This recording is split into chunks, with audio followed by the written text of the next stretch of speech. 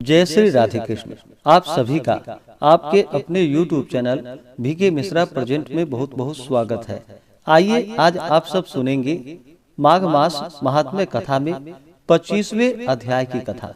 अब तक आपने पिछले अध्यायों का कथा श्रवण नहीं किया हो तो चैनल पे माघ मास कथा के नाम से प्लेलिस्ट बनाया गया है, आप वहां से पिछले अध्यायों का कथा श्रवण कर सकते हैं। तो बोलिए प्रेम से भगवान विष्णु की जय, माता लक्ष्मी की जय, भगवान श्री कृष्ण की जय। राक्षस बोला कि हे महामुनि, केरल देश के ब्राह्मण की किस प्रकार मुक्ति हुई थी, उसका सारा वृतांत मुझसे आप कृपा करके कहिए।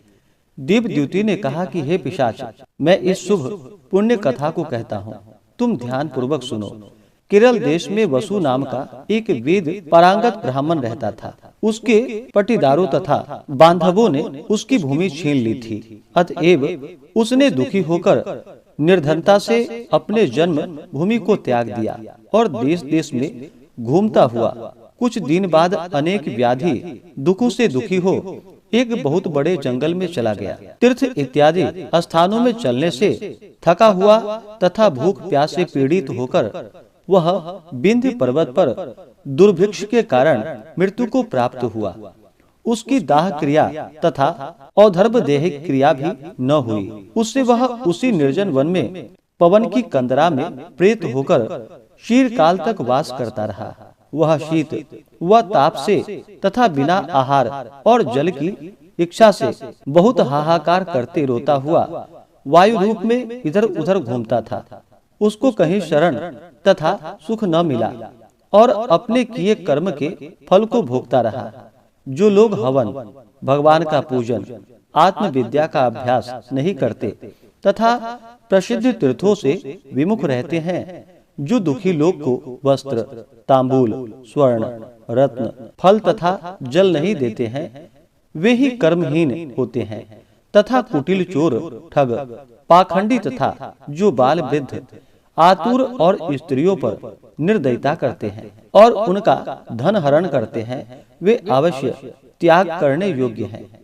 आग लगाने, विष देने, झूठी गवाही देने, ग्रामवासियों को यज्ञ न कराने, संतान, अपनी स्त्री, स्वामी, पिता, माता, बहन तथा शरणागत का त्याग करने, लोभी, नास्तिक, दूसरे के गुरु, देवता, वेद और धर्म की निंदा करने, बड़े तीर्थ में निकृष्ट दान लेने, गाय तथा भूमि को चुराने, पर द्रोह तथा प्राणियों की हिंसा करने वाले, इन सभी को संसार में बारंबार जन्म लेने से कोटि कोटि में नाना प्रकार के दुखदायी फल मिलते हैं। पिशाच, राक्षस तथा तिरछी चाल चलने वाले वृक्ष योनि में जन्म लेते हैं। इनको इस लोक तथा परलोक में रंच मात्र भी सुख नहीं प्राप्त होता। अतएव निषिद्ध कार्यों को छोड़कर धर्म, दान, तप, यज्ञ करना चाहिए तथा मंत्र, देवता और गुरु की सेवा चारों वर्ण वाले को सर्वदा निरंतर करना चाहिए। इस प्रकार धर्म का उपदेश देकर उस ब्राह्मण ने फिर से कहा कि उस केरलीय ने उस पर्वत में अधिक समय व्यतीत करते हुए एक बार मार्ग में एक पथिक को, जो 2 घड़े में त्रिवेणी का जल आनंद पूर्वक लिए जनार्दन भगवान के पुनीत श्लोक गा रहा था, देखकर एकाएक उसका मार्ग रोक लिया, अपना रूप उसको दिखलाया और उसने कहा कि तुम डरो मत। प्रेत ने कहा, हे उत्तम कारपटिक, मैं तुम्हारी गगरी का पानी पीना चाहता हूँ। यदि तुम मुझे पानी न पिलाओगे तो तुम्हारे प्राण निश्चय ही जाएंगे। देवद्युति बोले, प्रेत का ऐसा वचन सुनकर उस राहगीर ने आश्चर्य से कहा कि दुख से दुखी, दुर्बल, मुरझाए हुए, नंगे, जीने के इच्छुक कुरूप, डरावने, नील वर्ण, भयंकर, चंचल नेत्र वाले तुम कौन हो, जो पैरों से पृथ्वी का स्पर्श नहीं करते हो और तुम्हारी बाहें और उदर मांस रहित है। लोमश जी बोले, कारपटिक के ऐसे वचन को सुनकर प्रेत ने कहा कि हे धर्मनिष्ठ, मेरे ऐसा होने का कारण सुनो। मैं लोभी, मलिन, व्याभिचारी और क्रिया रहित था। सदा दूसरे के अन्न से उदर पूर्ति करता था और अकेला मिठाई खाता था। कभी दूसरे के दुख से दुखी नहीं हुआ और न एक ग्रास का भी भिक्षा दिया, न 4 ग्रास की पुष्कल और 4 पुष्कल का हंतकार दिया। मैंने कभी वैश्वदेव नहीं किया, न बाहर बलि ही फेंका और न प्यासों को कभी जल पिलाया, न कभी पितरों का श्राद्ध तर्पण किया, न कभी देवताओं का पूजन किया, न कभी ब्राह्मणों को छाता, जूता, जल, बर्तन, पान और औषधि का दान किया, न कभी अंधे, वृद्ध, अनाथ और दीनों को अन्न से संतुष्ट ही किया, न कभी गौ को ग्रास दिया, न कभी किसी रोगी को मुक्त किया, न अग्नि में कोई हवन किया। मेरे समान तिल का दान न देने वाला संसार में दूसरा कोई न होगा। व्यतिपात, संक्रांति तथा सूर्य या चंद्र ग्रहण में तथा दूसरे सब पर्वों में, कार्तिक मास की मुख्य तिथियों में, पितृपक्ष तथा माघ आदि में, मनवादी युगादि तिथियों में ब्राह्मणों को कुछ दान नहीं किया। कार्तिक में मैंने तिल तेल सहित दीप दान भी नहीं किया। माघ मास में मैंने रूप, सौभाग्य तथा मोक्ष देने वाला स्नान भी नहीं किया। न पूरा माघ मास में ब्राह्मणों के स्नान करने से जारा लगने पर उनको अग्नि से कभी तपाया, न वैशाख इत्यादि महीने में किसी को ठंडा पानी पिलाया, न पीपल तथा बरगद के पेड़ ही लगाए, न कभी किसी प्राणी को बंधन से छुड़ाया और न कभी मृत्यु से डरने वाले किसी शरणागत की रक्षा ही की। न 3 रात तक उपवास करके मधुसूदन भगवान को तृप्त भी नहीं किया। हे द्विज, न मैंने कभी कृष्ण, अतिकृष्ण और संताप, न पुण्य तथा चांद्रायन व्रतों से अपने शरीर को कृष्ण किया, जिनको इंद्रादि देवताओं ने किया था। हे ब्राह्मण, देखो, पूर्व जन्म के बड़े बड़े क्रूर कर्मों के कारण ही मेरी दुख प्रबोध विचित्र गति हुई है। इस पर्वत पर भेड़िया तथा व्याघ्र से मारे हुए अनेक पशुओं के मांस, सुगे इत्यादि पक्षियों के खाए गए फल, नाना प्रकार के सुंदर सुगंधित रस भरे मुलायम मीठे खाने योग्य बहुतेरे फल तथा मूल भी है। सर्वत्र स्रोतों और झरने के जल भी हैं, जो सब पदार्थ पृथ्वी पर सहज ही मिल जाते हैं, परंतु देव की इच्छा न होने से कुछ भी मैं नहीं खा सकता। सर्प की तरह केवल हवा पीकर जीता हूँ।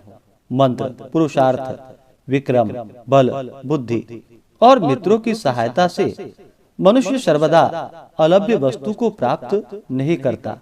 सुख, दुख, लाभ, हानि, विवाह, मृत्यु, जीवन, भोग, रोग तथा वियोग में केवल दैव भाग्य ही कारण होता है। कुरूप, कुलीन, मूर्ख, कुकर्मी, निंदित, शूर, पराक्रमहीन, काने, लूले, बिना रोग के नीतिहीन, निर्गुण तथा नपुंसक मनुष्य भाग्य से ही राज्य पर बैठते हैं। जिन्होंने तिल, गाय, स्वर्ण, गृह, 8 वर्ष की कन्या, पृथ्वी, शैया, आसन, तांबूल, मंदिर, धन, भोजन की सामग्री, चंदन तथा अगर का दान दिया है। वन मार्ग में पर्वत के अगले भाग, ग्राम अथवा नगर में ऐसे भाग्यशाली पुरुषों के भोग नियोजित रूप से आगे आगे चलते हैं। इस पर्वत पर दूसरे भी बहुत से बलवान पिशाच तथा भयंकर राक्षस हैं, जिनमें से कभी कोई कहीं पर वन में घूमते हुए अपने कर्म के अनुसार अन्न जल प्राप्त कर ही लेते हैं। ऐसा सुनकर आपको भय न हो, क्योंकि धर्मात्मा लोगों की पवित्रता ही उनकी रक्षा करती है। उनको कोई पीड़ा नहीं दे सकता।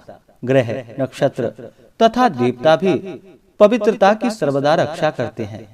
ये राक्षसगण गोविंद के पवित्र भक्त आपको देख भी नहीं सकते।